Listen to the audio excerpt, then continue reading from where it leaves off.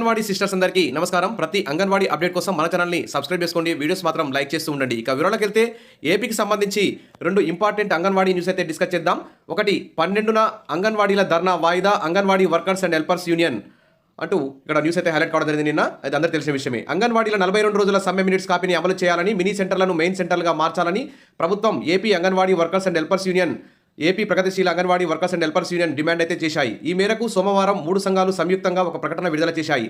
ఈ నెల 4న ICDS director, 3 జేడీల సమక్షంలో మినిట్స్ కాపీ ఆధారంగా 3 సంఘాల రాష్ట్ర నాయకత్వంతో చర్చలు జరిగాయని తెలిపారు. ఈ సందర్భంగా ఐసీడీఎస్ డైరెక్టర్ వేణుగోపాల్ రెడ్డి మాట్లాడుతూ, వెంటనే మట్టి ఖర్చులకు సంబంధించిన జీవోలు ఇస్తామని, మినీ సెంటర్ల విషయం ప్రాసెస్లో ఉందని, వేతనాల పెంపు, గ్రాట్యుటీ అమలు అంశాలను సీఎం దృష్టికి తీసుకెళ్తామని హామీ ఇచ్చినట్లు ఏపీ అంగన్వాడీ యూనియన్ అయితే తెలియజేసింది.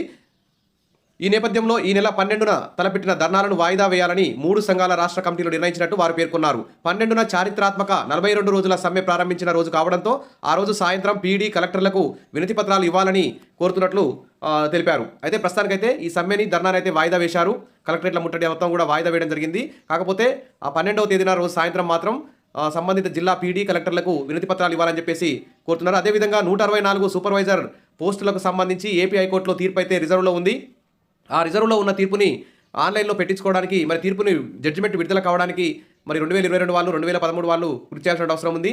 2022 వాళ్ళు వెంటనే తమ యొక్క లాయర్ని సంప్రదించండి. జోన్ల వారీగా కనీసం కొంతమంది మెయిన్ కార్యకర్తలందరూ కూడా వెళ్ళి, మరి మీకు ఏమైనా ఫీ పెండింగ్లో ఉంటే ఆ ఫీ కూడా పే చేసి ఖచ్చితంగా లాయర్ ద్వారా ఆ జడ్జి గారిని పర్సనల్గా కలిసే విధంగా మాట్లాడి ఆ రిజర్వ్లో ఉన్న తీర్పుని విడుదలయ్యే విధంగా చూసుకోవాల్సిన బాధ్యత 2022 124 మంది అందరి మీద ఉంది. ఒకరి మీద ఒకరు అది నెగిటివ్గా ఉండకుండా, నెగిటివ్ ఫీలింగ్స్ లేకుండా అందరూ పాజిటివ్గా, ఎందుకంటే చివరి దాకా వచ్చారు, చాలా కష్టపడ్డారు, వాయిదాల మీద వాయిదాలు తిరిగారు, లాస్ట్కి అయితే తీర్పు అయితే రిజర్వ్లో వేయించుకున్నారు.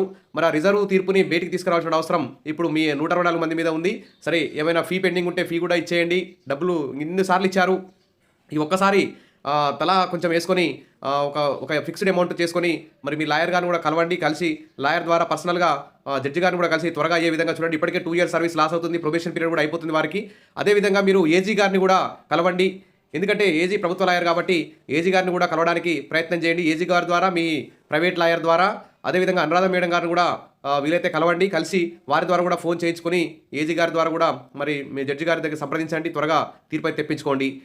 ఇక ఎందుకంటే ప్రభుత్వం అయితే రెడీగా ఉంది. కోర్టు తీర్పు ఎప్పుడు రాగానే అప్పుడు వెంటనే మీకు 124 మంది పోస్టింగ్ ఇవ్వడానికి ఆల్రెడీ అంగన్వాడీ యూనియన్ల సహకారం కూడా తీసుకోండి. అంగన్వాడీ యూనియన్లు కూడా మన ఐసీడీఎస్ డైరెక్టర్ వేణుగోపాల్ రెడ్డి గారితో చర్చల్లో 124 సూపర్వైజర్ పోస్టుల గురించి కూడా చర్చలు జరపడం జరిగింది. డైరెక్టర్ గారు కూడా సానుకూలంగా స్పందించారు. ఇక ప్రభుత్వం కూడా సీఎం చంద్రబాబు గారిని, నారా లోకేష్ గారిని వారు కూడా చాలా పాజిటివ్గా ఉన్నారు కాబట్టి ఖచ్చితంగా మీకు పోస్టింగులు దక్కుతాయి డిసెంబర్ నెలలో ఆఖరి వరకు. కాబట్టి మీరందరూ కూడా ఏజీ గారిని కలవండి, అనురాధ మేడం కలవండి, మీ ప్రైవేట్ లాయర్ని కూడా పర్సనల్గా కలవండి. ఏమైనా ఫీ పెండింగ్ ఉంటే మొత్తం తలా కొంచెం వేసుకొని పే చేసుకోండి. ఇన్నిసార్లు డబ్బులు పే చేశారు, ఒక్కసారి మిస్ చేసుకోకండి. సరే, ఎన్నో ఖర్చులు పెడుతుంటాం, ఇదో ఖర్చు అనుకోండి. మీకే మీ సర్వీసు లో మీకు ఎన్నో భవిష్యత్తు మీకు మంచిగా ఉండాలని చెప్పి ఆశిద్దాం. మీకు అందరికీ కూడా అనుకూలంగా తీర్పు త్వరలో జడ్జి గారు పెడతారని చెప్పి ఆశిద్దాం. 2013 వారు కూడా, 2022 వారు కూడా పరస్పరం నిందించుకోకుండా అందరూ కూడా కోఆర్డినేషన్తో ముందుకు పోవాలి. ఎందుకంటే అందరికీ కూడా పోస్టింగ్లు వచ్చే అవకాశం ఉంటుంది కాబట్టి త్వరగా వచ్చే విధంగా ప్రయత్నం అయితే చేయండి.